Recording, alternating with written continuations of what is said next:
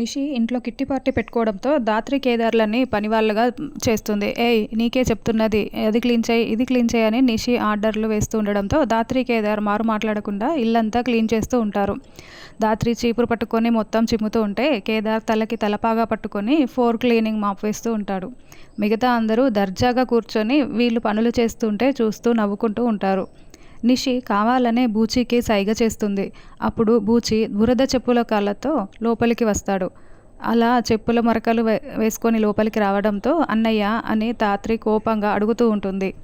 అయ్యో చూసుకోలేదు sister, phone మాట్లాడుకుంటూ అలా చూసుకోకుండా వచ్చేసాను. ఎలాగో నేను లోపలికి ఇలా చెప్పులు బురద కాళ్ళతోనే వచ్చేసాను కదా, ఎలాగో బయటికి వెళ్తున్నా, మీరు క్లీన్ చేస్తున్నారు కదా, చేసేయండి చేసేయండి అని మళ్ళీ రెండోసారి కూడా అలా చెప్పుల మరకలతో కావాలనే బయటికి వెళ్తాడు.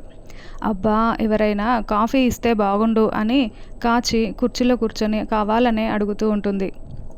నీకోసం కాఫీ నేను పెట్టుకు వస్తాను కాచి అని నిషి కిచెన్లోకి వెళ్తుంది.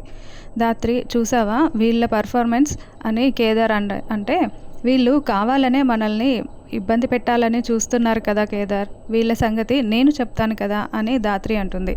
అబ్బా ఈ నిషి కిచెన్లోకి కాఫీ పెట్టడానికి వెళ్ళి ఇంకా రాలేదేంటి, నిషి వచ్చే లోపలే వీళ్ళని ఏదో ఒక విధంగా నేను కూడా ఇబ్బంది పెట్టాలి, అప్పుడు నిషి నన్ను చాలా పొగుడుతుంది అని కాచి అనుకుంటూ చేతిలో ఉన్న వాటర్ గ్లాసులోని నీళ్ళన్నీ కూడా కింద పోసేస్తుంది. ఇదిగో ఇక్కడ క్లీన్ చేయండి అని కాచి చెప్తూ ఉంటే సరిగ్గా అప్పుడే నిషి ఆ వాటర్పై కాలు పెట్టి జారిపోతుంది, కింద పడిపోతుంది, నడుము విరగొట్టుకుంటుంది.